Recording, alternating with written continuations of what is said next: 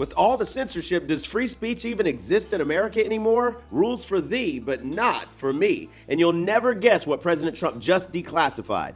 Hey guys, I'm Jason Wesley, and this is not a podcast. So, as I mentioned in my last episode of Not a Podcast, following the Capitol riots, Facebook and Twitter removed President Trump from their platforms. And with less than 1 week left in his presidency, Democrats voted for impeachment. I sadly, and with a heart broken over what this means to our country, of a president who would incite insurrection, will sign the engrossment of the article of impeachment.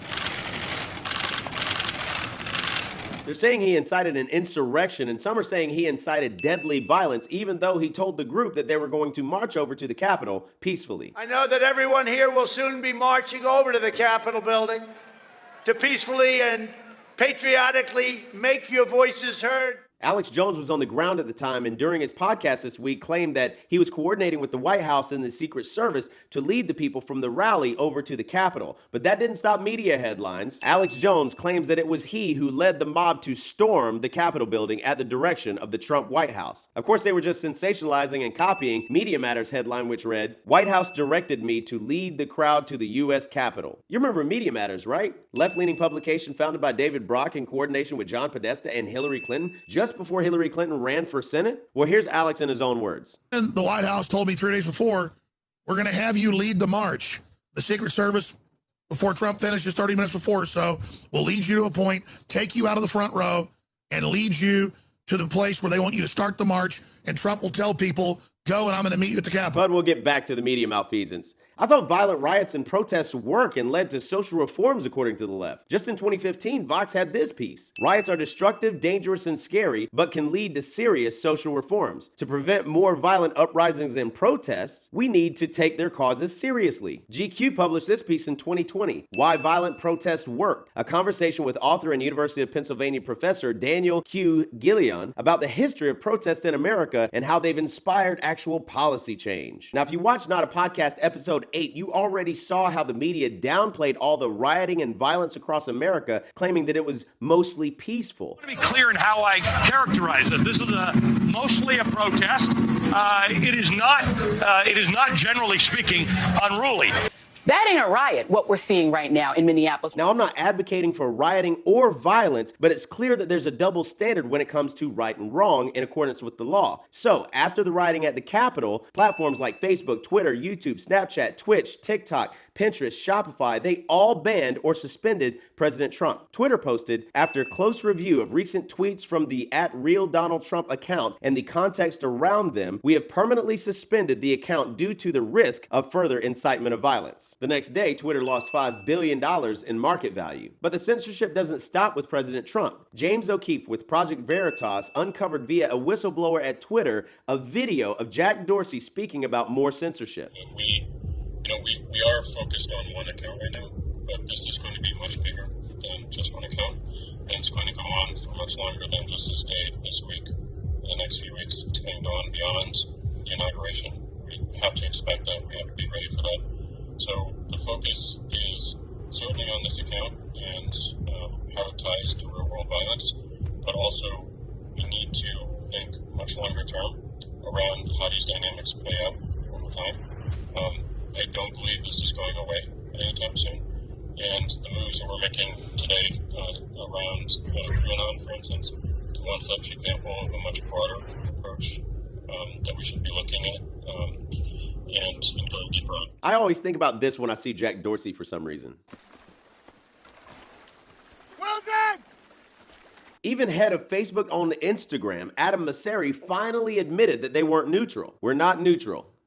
Citizen, I am Captain Obvious. Yeah, tell me something I don't know. No platform is neutral. We all have values, and those values influence the decisions we make. We try and be apolitical, but that's increasingly difficult, particularly in the US where people are more and more polarized. Oh, so rather than adhere to the laws and rules that you set forth equally, you discriminate based on political affiliation.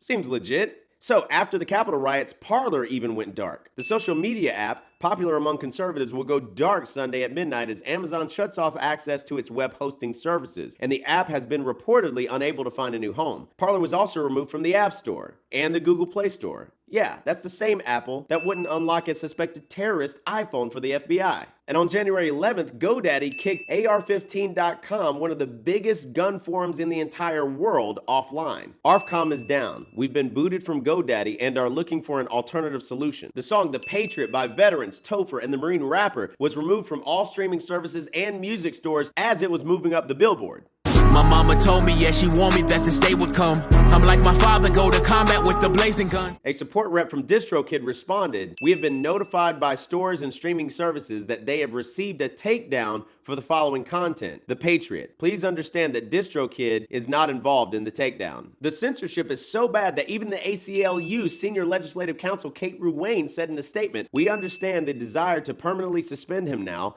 but it should concern everyone when companies like Facebook and Twitter wield the unchecked power to remove people from platforms that have become indispensable for the speech of billions, especially when political realities make those decisions easier." Wow, we actually agree on something. Yeah, that's the same ACLU that tweeted on International Men's Day, "There's no one way to be a man. Men who get their periods are men. Men who get pregnant and give birth are men. Trans and non-binary men belong." Yeah, that's the same ACLU that tweeted, "Trans men are men, trans men are men, trans men are men," and, you know, over and over. I mean, I guess that's better than Tampax tweeting, "Fact, not all women have periods. Also a fact, not all people with periods are women. Let's celebrate the diversity of all people who bleed."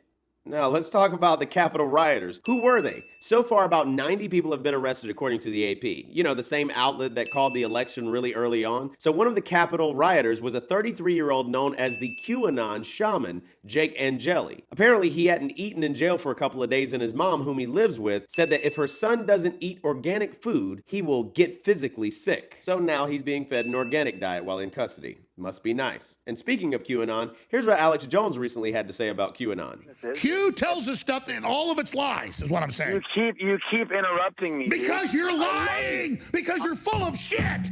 That's why. Because every goddamn thing out of you people's mouths doesn't come true. And it's always, oh, there's energy, and oh, now we're done with Trump. You said he was the Messiah. You said he was invincible. You said it was all over. They were all going to Gitmo. Now, oh, he's part of a larger thing of Q. I will not suffer your Q people after this. I knew what you were day one, and I know what you are now, and I'm sick of it. Sorry. Bye-bye, Q. I can't talk to you anymore. Jesus Christ. Lord help me. Oh. And here's what I think about it. But I want you to know I'm very skeptical about this whole thing.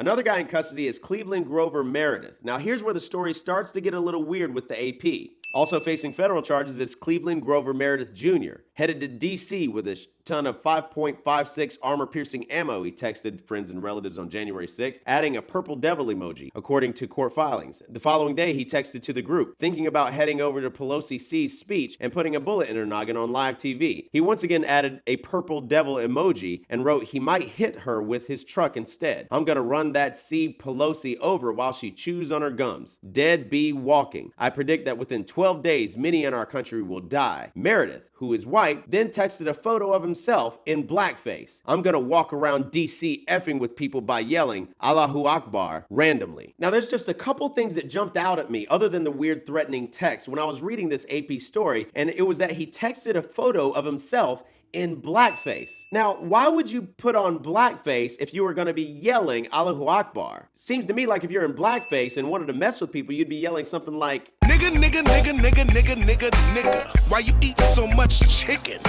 So the AP story read that he was in blackface. So I found the complaint with arrest warrant from the special agent of the FBI and saw that the AP left this out or just completely got it wrong on purpose. Later, on January 7th, 2021, the other participants wrote, "That comment you made about Pelosi, what the F are you thinking? Get real, nephew." Meredith replied, "Psychological warfare. I've been on the radar for a while now. They know I'm harmless." I observed a separate text message conversation that occurred on January 7th, 2021, where Meredith wrote, "How much you give me to go trench the Capitol lawn with my big truck." The other participant wrote, "Don't do it." Meredith replied, "I'm gonna run that C over while she chews on her gums." Meredith texted a photo of himself wearing a black face covering and then wrote, "I'm gonna walk around DC effing with people by yelling Allahu Akbar randomly." Oh, now it makes sense. A black face covering, not wearing blackface. Remember how the AP story framed it? Meredith, who is white, then texted a photo of himself in blackface. You would think the AP would have caught that one. So yeah, blackface, racist. Wearing a blackface covering during a pandemic, yelling Allahu Akbar, although mildly accurate, stupid to say the least. Later in the conversation, the other participant wrote, "Cleve, be careful, I'm worried about you." Meredith replied, "LOL, just having fun. My spy name is 00 dipshit." The other participant replied, "That's funny." And finally, President Trump, in the last week of his presidency, is declassifying top secret documents. Here's Lou Dobbs. Breaking news now. Just the news editor-in-chief John Solomon reporting President Trump has declassified major Obamagate documents. The president's sweeping order includes everything from dossier author, former MI6 agent Christopher Steele, and debriefing reports from Stephen Halper's role as FBI spy. The documents are expected to be released to the public as early as tomorrow or perhaps Monday. More than a foot-high stack of documents he has authorized released by the FBI and the Justice Department. These are the things that the FBI has tried to keep from the public for 4 years. They have amazing big picture revelations. And let's start with, I think, the most important one. Christopher Steele, in his debriefings with the FBI after he was fired for leaking, he told the FBI, the reason I leaked is because I needed to help Hillary Clinton cover up her email problem. So I leaked to turn the attention to Donald Trump. The Russia collusion narrative was invented to protect Hillary Clinton from ongoing revelations about her email scandal. Are you ready for this can of worms? We'll see where it leads. Will you be my alibi? Or I could blame it on